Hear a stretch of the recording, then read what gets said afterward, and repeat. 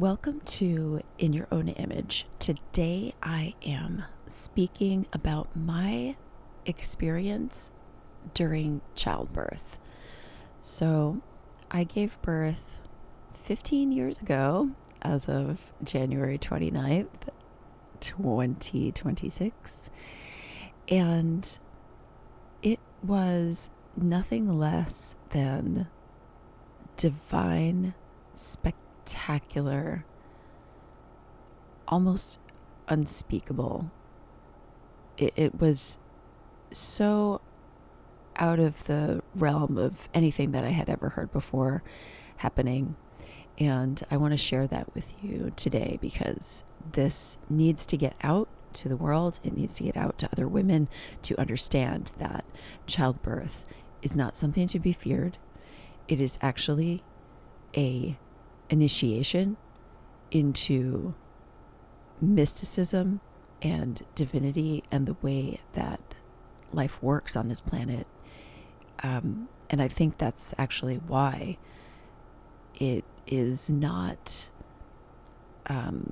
protected, but actually you've been programmed to have fear about it so that you go into the hospital and you get all these interventions and this initiation doesn't happen for you. It's kind of all I can think of. The reason that nobody knows this. I mean, this is like eons of childbirthing women, right? And yes, there are some dangers in there, and we have hospitals and doctors for that, but 99% of it should be this, because this is what you were made for. This is what your body knows how to do. This is how we procreate. And this is how we initiate wise women on the planet. So let me start at the very beginning. I have always wanted to be a mom. So that was just something that I knew from the time I was little. I just wanted to be a mom. And over the course of my years, I just never got pregnant. I did have one pregnancy that I talk about in the last book that I wrote, which is called Roll the Dice, which you can find on Amazon right now. But that didn't work out, and I just never got pregnant again after that. It was just not something I was even careful about, but it just didn't happen. So I started to look into things like sperm spinning and in vitro. So I did go that route a little bit, but in my heart, I just kind of knew that it should happen naturally. And that's what I really wanted. I knew that if I went the in vitro way, that I would end up in the hospital with a C-section. And I was willing because I really wanted to be a mom, but I also was just, in my heart, it just wasn't there. Like I wasn't feeling all this complication and intervention. Like I really wanted it to be natural. So I started going to acupuncture and changed my diet, which I have to say was so significant. I didn't change it radically. It was very small tweaks according to my acupuncturist and Chinese medicine doctor. We did small things like eliminating cold foods, increasing warm foods, eliminating salad because that was cold and crunchy and I needed warming and soothing. If you know anything about Chinese medicine, you'll understand what I'm saying, or even Ayurveda because they're very similar. But that really changed everything for me because my cycle went from 3 days of very light blood to 5 days of full, fresh, red. I know that might be TMI, but this is about birth, so prepare yourselves, people. And this is crucial. If you want to have a baby, you have to have like a good cycle. Like your bleeding needs to be substantial enough to create a new life. And mine was not. So after about, I would say, 2 months into me changing my food, that is when I found out I was pregnant. I was late and I couldn't believe it. I had been trying for 10 years. So I was so nervous, I guess, and scared that it wasn't going to take. It was like, is this really happening? And I remember calling the midwife that I had started to speak to just in case. And she was just like, you're fine. It's okay. Calm down. So I was 40 years old at the time I got pregnant, and I had been trying for at least 10 years to get pregnant. And I was already, as doctors would put it, in a high risk category because of my age. But my midwife said, no, if you got pregnant naturally, you can give birth naturally. That's sort of the rule. And I remember thinking like, oh, I'm so glad that I took this other route. And it was probably just as expensive, maybe a little less than going the in vitro route. But I was right. You know, if I had done the in vitro route, I would be in the hospital. And because I got pregnant naturally, I was able to give birth naturally. And that just made me so happy, because that is one of the things that I really, really wanted to experience in life.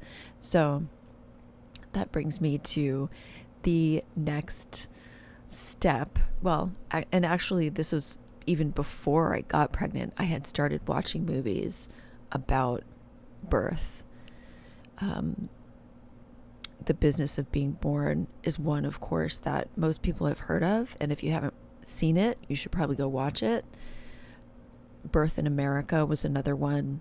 Ecstatic Birth was another one. Those three I definitely watched many times, I would say. Probably more times than I needed.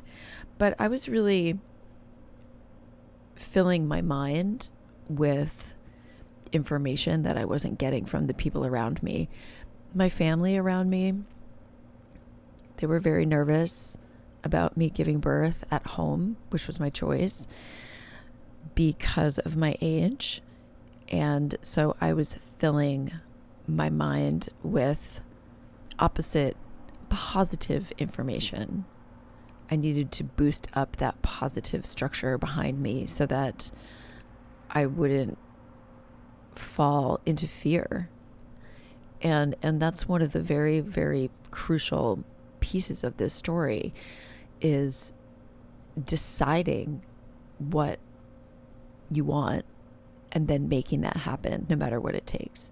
And that's what happened in this scenario for me. So I didn't even know what it was that I was coming, but I knew what I didn't want.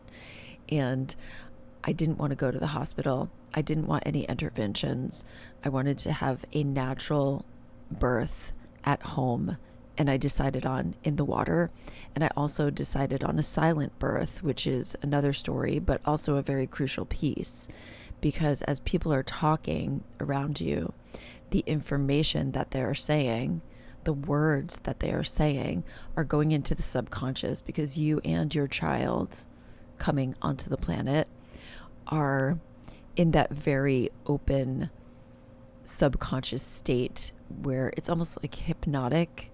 So if there is any sort of drama in the room where you're giving birth, or, you know, people could be talking about a movie that they watched, and that negative wording goes into the subconscious, and it's just another layer of trauma that will need to be healed later. So I didn't do that.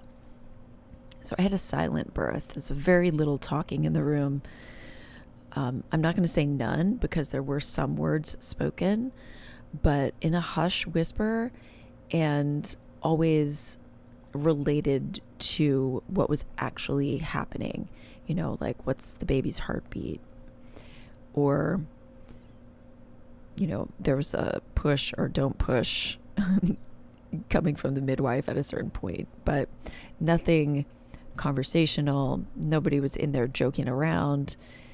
It was a very reverent space, and I highly recommend that. Okay, so there's a lot of tangents here, as you can tell. So I did the food thing, I did the silent thing, I did the water birth at home at the foot of my bed. And this is the part that I didn't know. I protected it. This is the part that I didn't know was going to happen. So the midwives give you a birth window, not a due date, because birth happens in its own time and you can't possibly schedule it. It is something that it's like when it's ready, it's ready. And you're speaking about, something that you really can't measure. I think that's one of the things that happens in hospital births a lot is you scheduling it. You have a due date and people start freaking out if they go past their due date. But, the truth is, like, it's just not ready yet. The baby's not ready yet. There's still things happening in there. We're all so different and so nuanced that, what could be 9 months on the dot for one woman could be 8.5 months or 9.5 months. Like there's a window there. It's like a fluid spot where it should come around this time, but we're not going to set a date and a time because that's forcing. So I had a window and my mom had decided to come and be there. And she showed up literally the day before. It was the beginning of my window. And while she was there, I woke up one morning and went to the bathroom and just didn't come out of the bathroom, which I kind of think is funny. So the knocking on the door commenced, and it was my mom. And she said, "What are you doing?" I said, I don't even know that I answered because I had started to fade away into what the midwives call labor land. I just started to check out in a way where I was present, but my mind had started to disengage with the physical reality, I would say. So I was in the bathroom for a long time. I didn't really know that I was in the bathroom that long. There were other people in the house and they had to use the bathroom too. So I'm not sure how long I was in there. I would say 45 minutes to an hour. Anyway, she came in and I was still, sitting on the toilet and she kind of helped me up and was on the phone.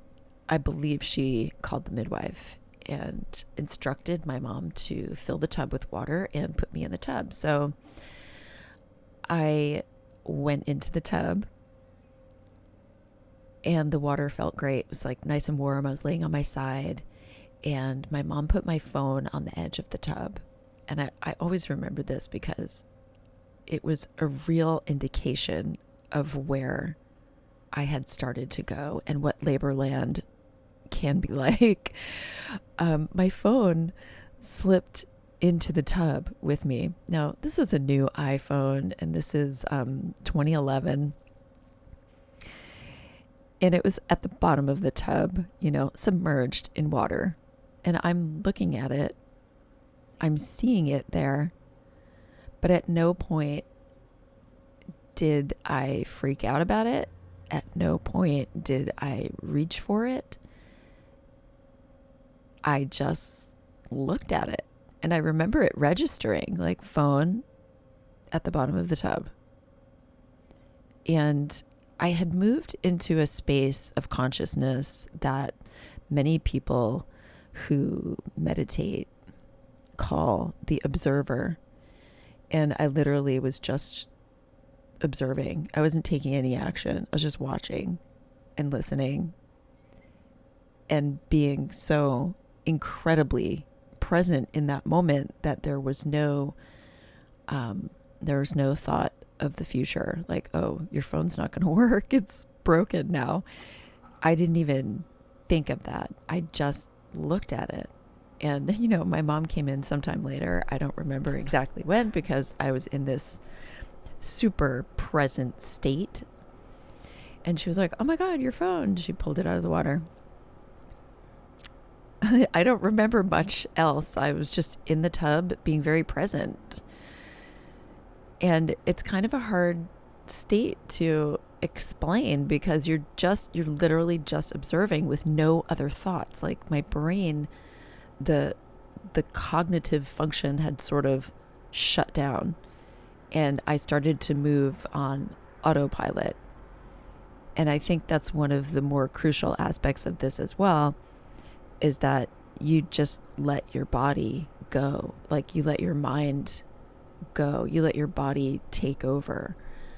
That is really essential because your body knows what to do. So next thing I remember is that I was hearing people in the house, in the other room. I was still in the bathroom, in the bathtub, and I could tell that they might be filling up the pool, and they were talking about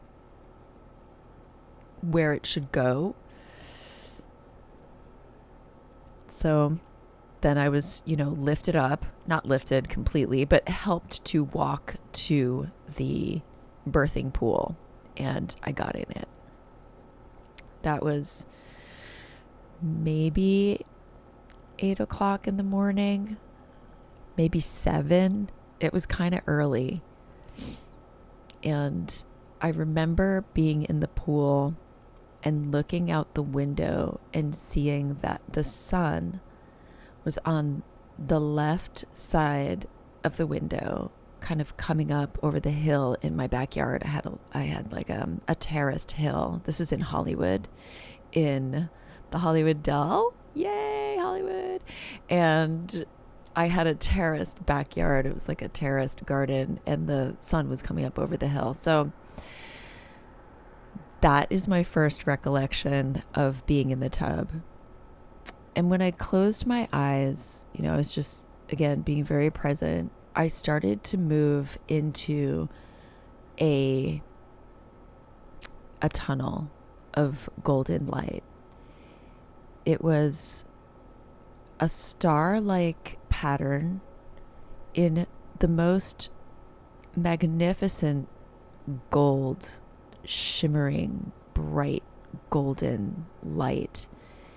And the star pattern there were two aspects of it. One was rotating to the right and the other was rotating the left. And then it sort of stacked out into like a tunnel formation that also had started to sort of wormhole.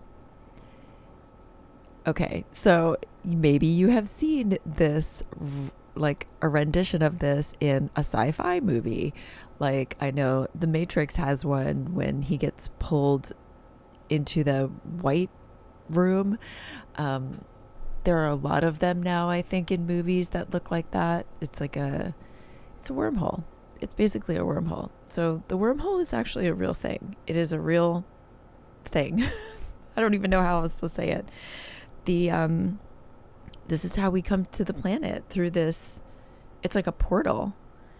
So I'm in this portal and sort of traveling through this tunnel, just being super present. So I'm just seeing it. I wasn't making any assessments of it at that time. Like I said, my mind wasn't functioning in that critical thinking human way.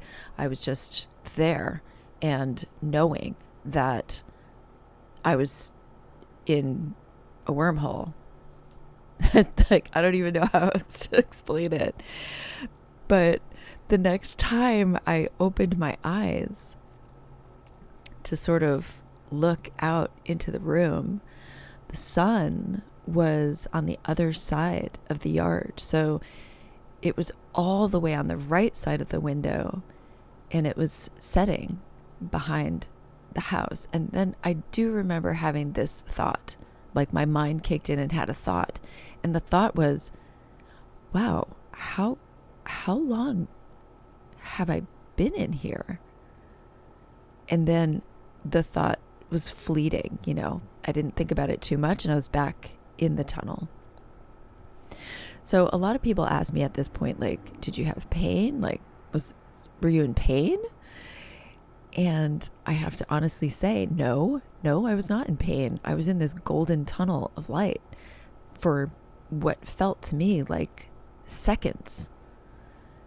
But as I looked out to the window, on pondering this in hindsight, I realized that was actually hours. So not only was I in this wormhole of like brilliance, but time was not a factor.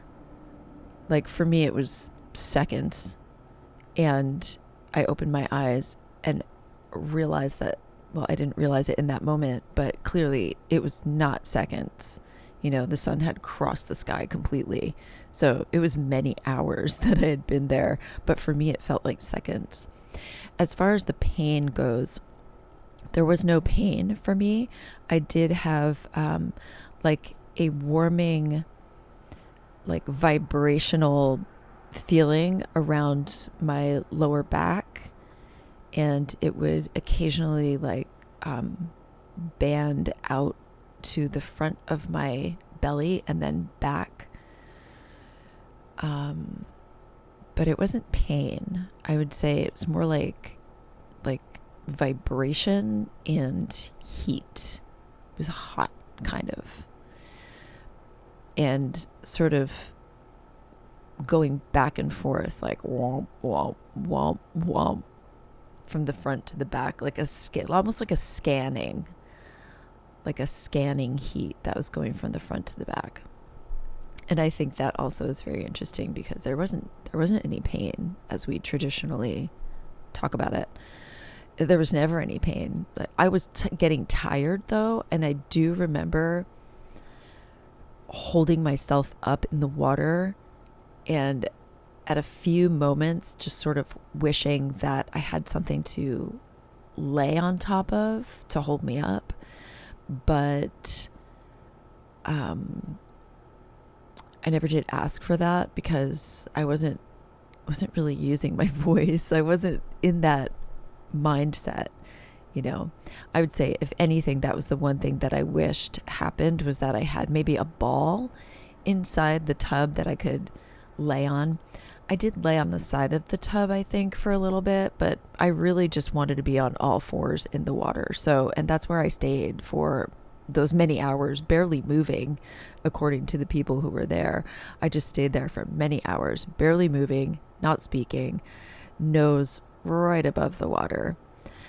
The other thing I did ask for was warmer water. And I think the only word that I said was cold. But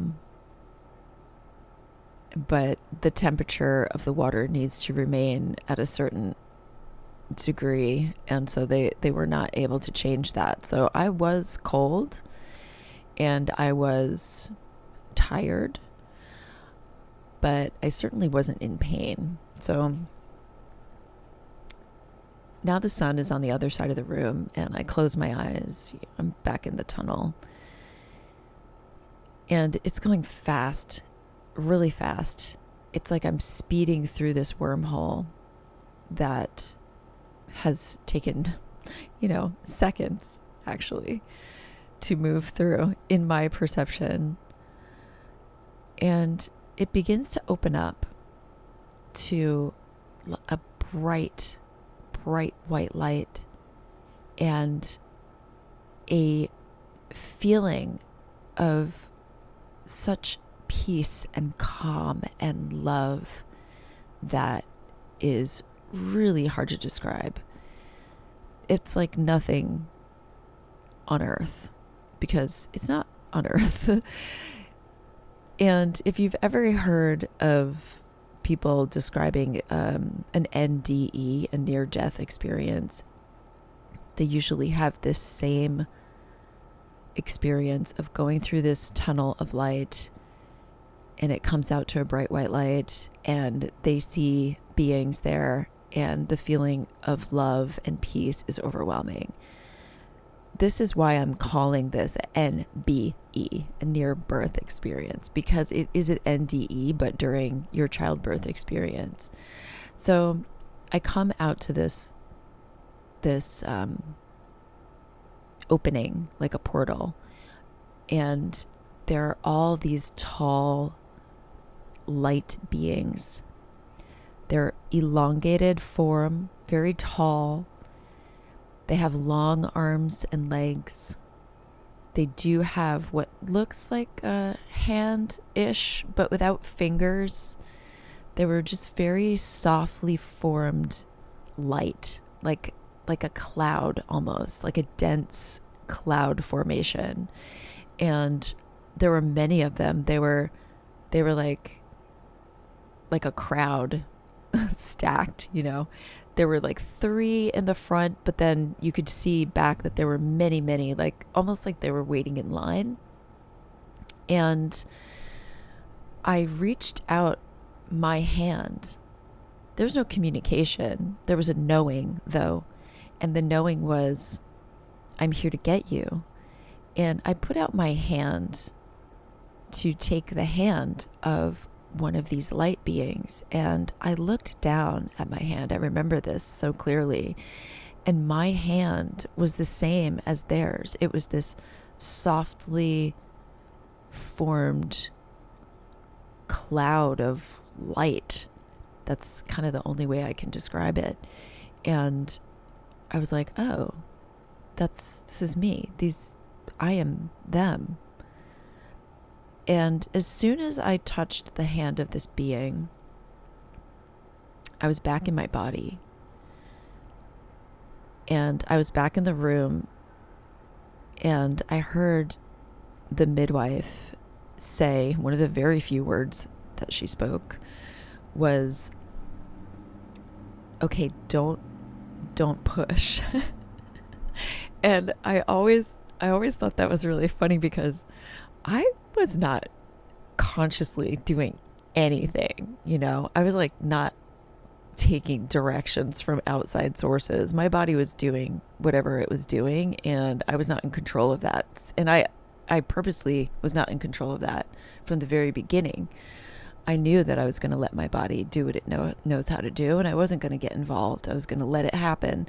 So when she said, okay, don't push, my body just had a huge contraction, which was a pushing, right? And I still wasn't really back in the room. I wasn't really coherent. I was still in like this ethereal, loving, light place, even though I was not in the tunnel anymore and I was back in my body. I was almost the same state as I was when I was in the tub when this whole thing started. So I was present, but I wasn't making, cognitive choices, I would say. I wasn't using that part of my brain that is like, oh, don't push. Okay, maybe I should turn my body around or sit like this. Or I wasn't thinking like that. I was merely looking at the water, which my face was very close to because I was on all fours. And,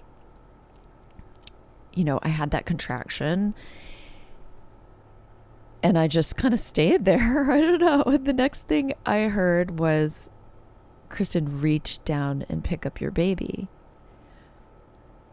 And I didn't really register that because I was still in that hazy place.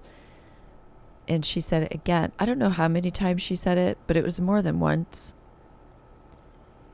And I remember as she's asking me this, like, pick up your baby, or telling me, I remember thinking, like, what is she talking about?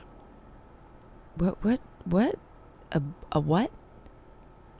she's like, pick up your baby. And I was like, a baby?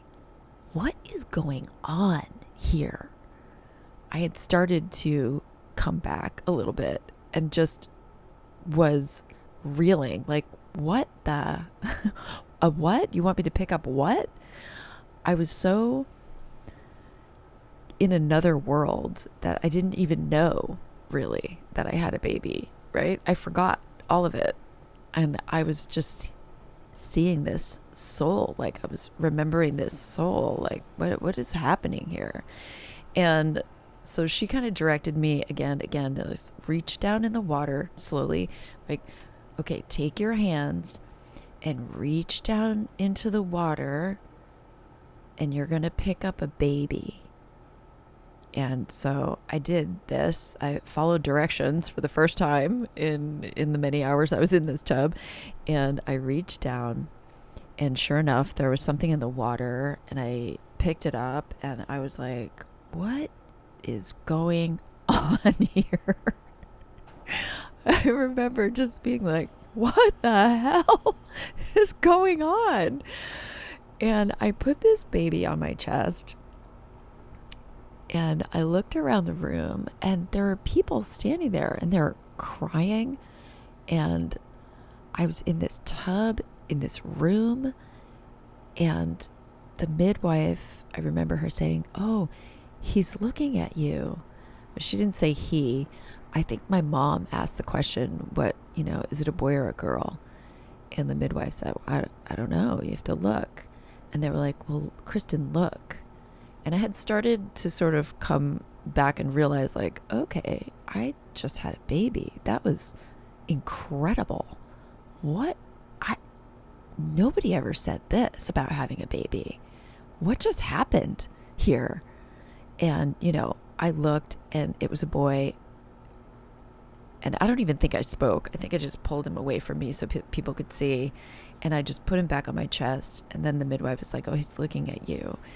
And she was like, look at him. He's looking at you. And I looked down, and this little squished up face, like eyes open, just looking at me.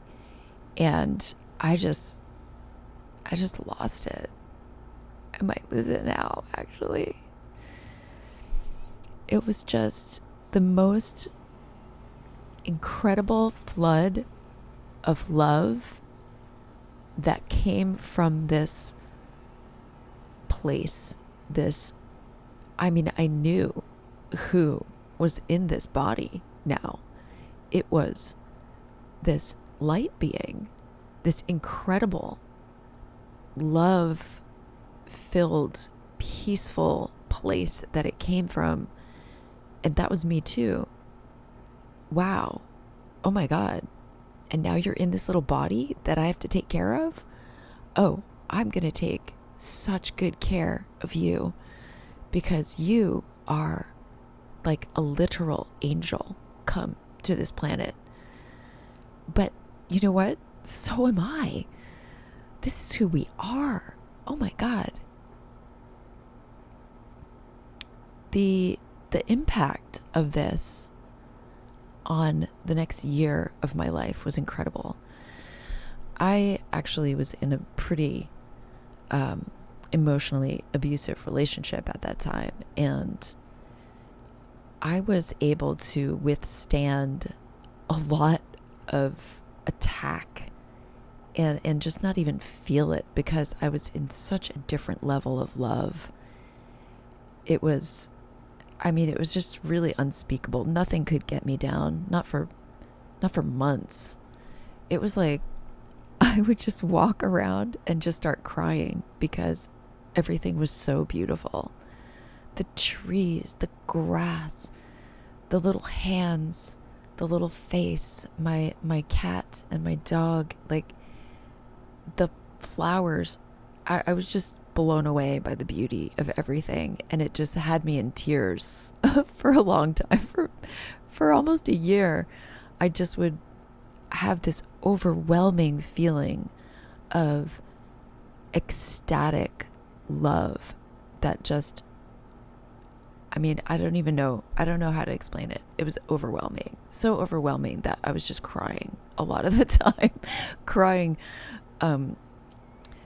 from that epic level of emotion that our human bodies don't have the capacity to hold. It's like holding a higher frequency.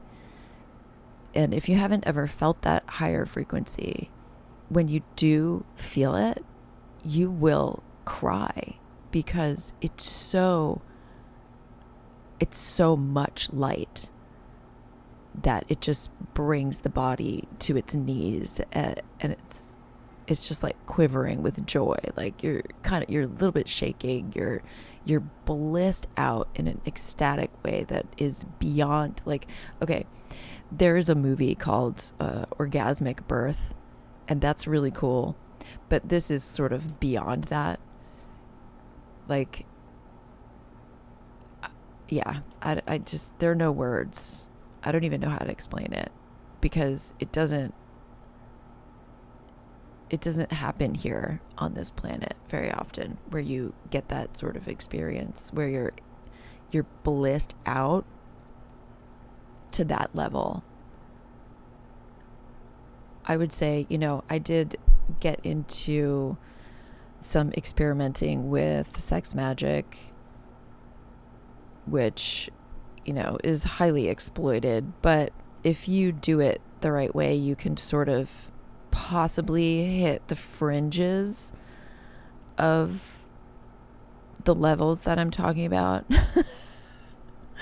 But still, it doesn't even come close. There's an edge there, but this is different. This is beyond. This is divine. This is experiencing the gates of life, what a human being truly is, which is I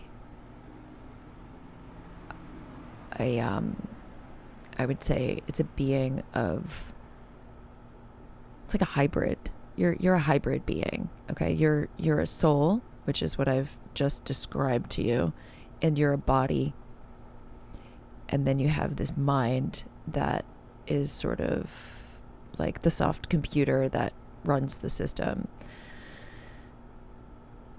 That's kind of how I would describe it. But there's a lot of talk about, this just came to my mind, there's a lot of talk about when the baby is an actual human, like when that happens, when does the soul come into the body? And I'm going to say right now, the soul comes into the body at that breath. When the moment when they go through the canal, when the baby is coming through the canal and gets pushed out, that's when you're sealing, the soul gets sealed in. And it doesn't happen before then. I think the soul can jump in and out, and it's sort of like awaiting the body, and it's there around, but it's not sealed in until that moment that I described, where you go to the gates of life and you pick up that soul. Now, most people don't actually do that. And so the soul gets sort of pushed in, I would say, and it's a little more aggressive. It doesn't have that peaceful, expansive, epic love ecstasy that I was feeling. It has more of a forced situation, which is the trauma that is caused by that type of birth. So this is the reason that I'm talking about this at all, because I want women to understand, and the men that love them to understand, that if we can eliminate that initial birth trauma, then we will have a society that is much more connected. Because when you allow the connection to happen in that way, and you become like a blissed out woman for years to come. There just is nothing quite like that. And your child feels it. You're getting rid of abandonment trauma, from the very beginning. If you're in the hospital and you're having a child there, and they the doctors get the child first. You don't get the child first. And I think that's like the first horrible thing that happens, because the first touch should be from the mother. It should be that bond, because that bond is so important. It changes everything. It changes life on this planet. And I think if more people were born in this way, we'd have a much saner society, easily. Because that love that is felt in the tunnel and in these higher realms of where we come from, it translates, it's remembered. And this is an opportunity for the mother and the child to both have that remembrance, because the child will remember it too. And it will remember that level of love that you've given. Like, you're not just dealing with, some baby. This is a high level light being that you just brought to the planet. And you know that because you've seen it, you've experienced it, you have the remembrance of this love in your body. And there's no way that anyone can take that from you. You just know it. And the baby knows it too, because you just treat them differently. Everything I did after that was very different. I just wasn't expecting. I didn't know that was going to happen, because I'd never heard of that before. And probably you haven't either, because I don't think very many people have a birth like that. And if they do, they don't talk about it. But what just happened is now I know who you are, actually, and what you're actually capable of, which is pretty much anything. And I'm not talking about just my child, but most children. I'm sure there are some who are not born from that level of being, and there are different beings on the planet, of course, that have come into human form. But this changes the way I looked at everybody, because I now see everyone is one of these spirits, one of these souls who is in a body, who is here to have the human experience, whatever that is for them. It just gives you a lot of compassion for other people, and it gives you a lot of grace for the things that they choose to tackle in this life. I would say, there's a lot of trauma on Earth, and I think a lot of beings come here just to clear some of that out. They come here to experience those things and to understand what duality is like down here on Earth, because that's not where they come from. Where we all come from is a place that is so amazing and so peaceful and so filled with an epic level of love that, again, there are no words for that. So I think that if more women could birth their children in this way, we would absolutely have a saner world. Right now we're living in a world that is, I just tap into the news every here and there, and I feel nauseous when I think about it. It's just horrific what's going on, and it's sad. But I think if we can change the way we birth, we can change society. Of course, it will take time. We're talking about future generations based in love and light and understanding of each other. I often think of Avatar, and the society that they had there. And I think, well, that kind of would be very much it, connected to nature, a severe reverence for creation. And, the father was the warrior, but the mother was the mystic. And there's a reason why the mother is the mystic, because of this. Men don't have the opportunity to have this experience. They can have it in a near-death experience, but they're not going to have it in a near-childbirth experience, which turns the mother into a mage. It turns the mother into the mystic. It turns the mother into the shaman, because now where these souls have come from. You understand another level of life on the planet that not everyone will get to see. It's really special. And